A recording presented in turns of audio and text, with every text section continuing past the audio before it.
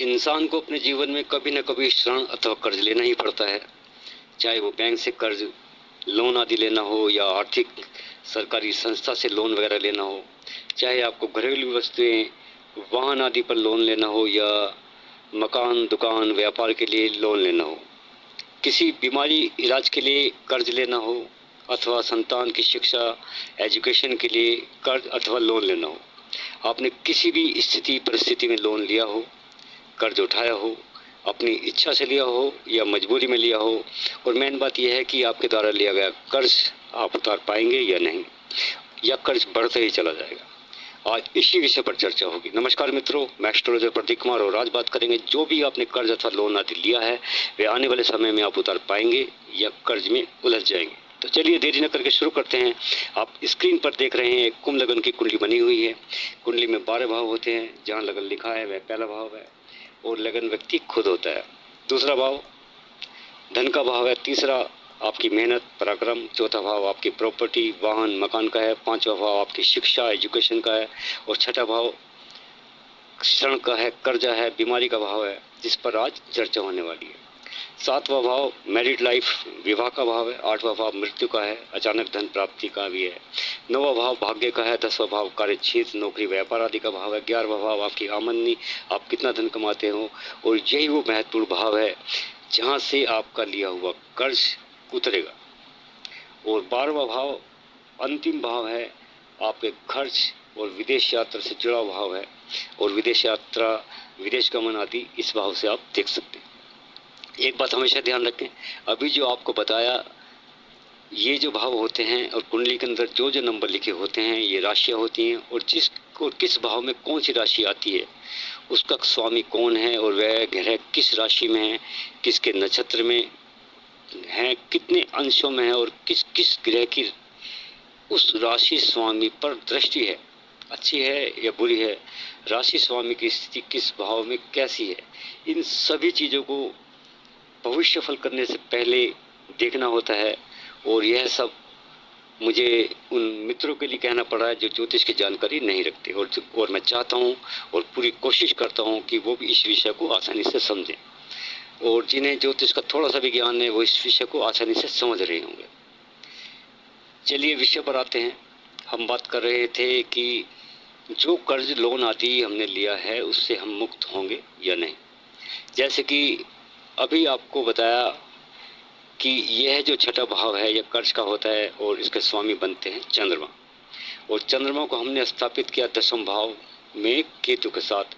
अब इस कुंभ लगन की कुंडली में चंद्रमा ही कर्ज लेने देने के लिए जिम्मेदार हैं, और चंद्रमा ने कर्ज दिला तो दिया, लेकिन आने वाले भविष्य में हम कर्ज उतार पाएंगे या नहीं, यह सब हमें पता चलने वाला है चंद्रमा से।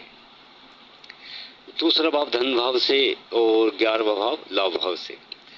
कर्ज के लेने देने की स्थिति इन तीनों भावों से, इन तीनों भावों के स्वामियों से ही हमें पता चल पाएगी। यह जो कुंडली बनाई गई है यह किसी भी व्यक्ति की कुंडली नहीं है, सिर्फ समझाने के उद्देश्य से बनाई गई है, जिससे आप इसे सरलता से समझें।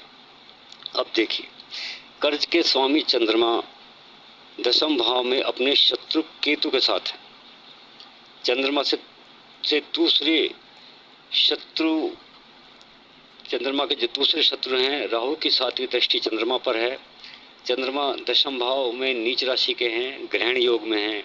अब जिसकी भी कुंडली ये बनती है उनकी राहु में जब चंद्रमा की दशा महादशा शुरू होगी तब इस व्यक्ति को कर्ज लेना ही पड़ेगा, क्योंकि चंद्रमा 10वें भाव में है और यह इस व्यक्ति के पिता का भाव है, और पिता के स्वामी मंगल लगन में अच्छी पोजीशन पर हैं, अर्थात पिता की वजह से यह व्यक्ति कर्ज नहीं लेगा।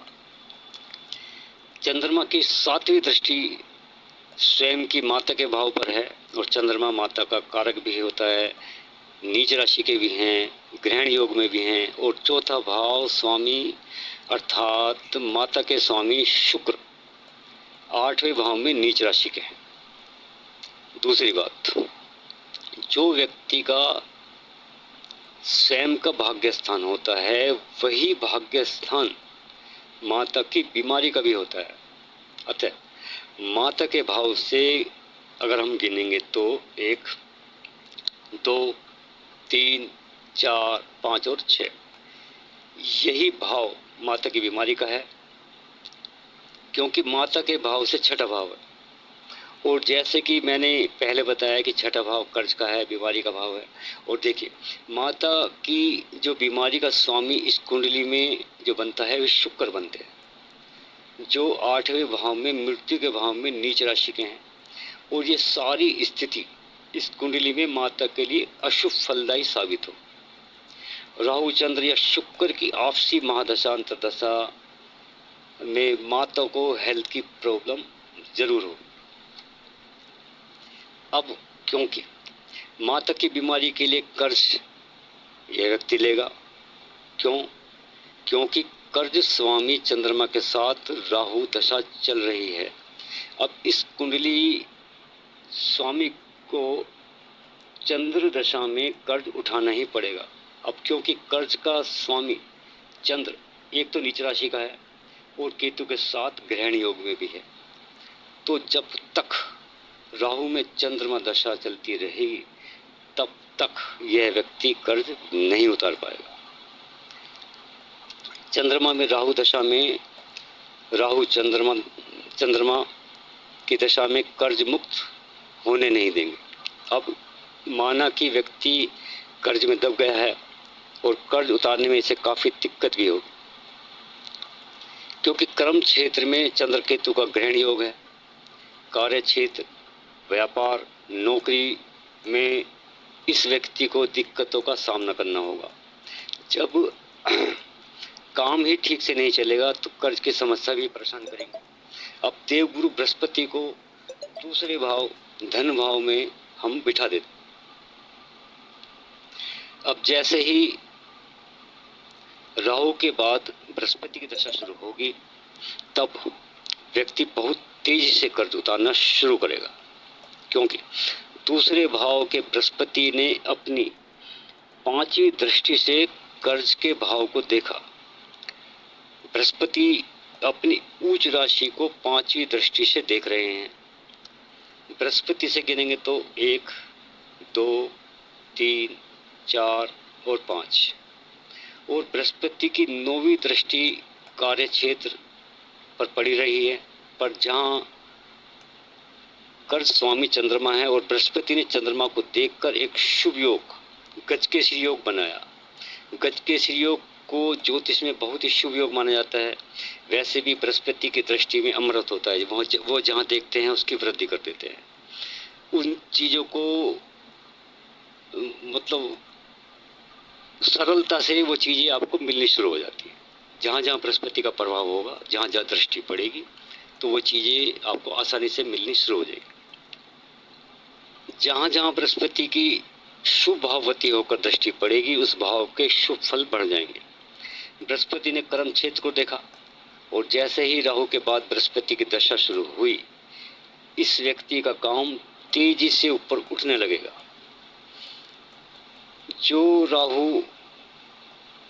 जो व्यापार राहु की दशा में गिरना शुरू हो गया था, अब बृहस्पति की दशा में रफ्तार पकड़ेगा, क्योंकि कुंडली में बृहस्पति धन भाव और लाभ भाव के स्वामी है। अब बृहस्पति इस व्यक्ति को कर्ज से मुक्त कर देंगे। रोग हो, कर्जा हो, दुश्मन हो, सबसे छुटकारा दिला देंगे। अब माना कि हमने इसी बृहस्पति को 12वें भाव में अर्थात बृहस्पति की नीच राशि मकर में बैठा दिया। अब यहाँ बृहस्पति लाभ भाव के स्वामी होकर नीच राशि के हो गए हैं। ऊपर से राहु की दृष्टि बृहस्पति पर पड़ रही है, जो चांडाल दोष बना रही है। लेकिन अच्छी बात यह है कि बृहस्पति की 7वीं दृष्टि अपनी उच्च राशि कर्क पर पड़ रही है। कर्ज तो यह व्यक्ति फिर भी उतार देगा, लेकिन बृहस्पति नीच राशि के हो गए हैं, राहु से पीड़ित हो गए हैं। अब कर्ज तो उतरेगा, लेकिन काफी समय लग जाएगा। लेकिन हाँ, धन भाव के बृहस्पति तेजी के साथ कर्ज मुक्त कर देंगे, क्योंकि बृहस्पति की दृष्टि कर्म क्षेत्र पर है। सबसे पहले बृहस्पति काम धंधे में 4 चांद लगा देंगे, और जब व्यक्ति का काम अच्छा चलेगा तो कर्ज भी आसानी से उतरेगा ही। दूसरे भाव का बृहस्पति अगर कर्ज से मुक्त करने में 2-3 वर्ष का समय लगाता है, तो 12वें भाव का नीच का बृहस्पति कर्ज से मुक्त करने में 8-10 वर्ष का लगभग समय लगा सकता है, क्योंकि 12वें भाव के बृहस्पति से कार्य क्षेत्र में कोई भी मदद नहीं मिलती। इस तरह व्यक्ति कर्ज में डूबता है। यह कुंडली विश्लेषण से जाना जा सकता है कि निकट भविष्य में व्यक्ति के द्वारा लिया गया कर्ज यह व्यक्ति उतार पाएगा या नहीं, और यह सब निर्भर करता है कि 11वें भाव लाभ भाव के स्वामी की स्थिति क्या है। आप कर्ज से मुक्त हो पाएंगे या नहीं होंगे तो कब। दूसरी बात, लाभ का स्वामी किसी राजयोग में हो, केंद्र त्रिकोण स्वामियों से उसकी युति हो, अस्त पीड़ित ना हो, तो कितना भी भारी कर्ज क्यों ना हो गया हो, लाभ भाव स्वामी की दशा महादशा में कर्ज से मुक्त व्यक्ति जरूर हो जाए। और लाभ का स्वामी अस्त हो, पीड़ित हो, डिग्री से भी कमजोर हो, तो देर से कर्ज उतरेगा। लाभ भाव स्वामी के हमें उपाय करने होंगे अगर वह अस्त हो, पीड़ित हो तो मित्रों, आज का वीडियो यहीं तक। जो लोग चैनल पर पहली बार आए हैं वे चैनल को सब्सक्राइब अवश्य करें, जिससे कि जो भी वीडियो अपलोड हो उसका नोटिफिकेशन सबसे पहले आप तक पहुंचे और आप इस वीडियो को देख सकें। मिलते हैं मित्रों फिर एक नई जानकारी के साथ। धन्यवाद। जय माता दी।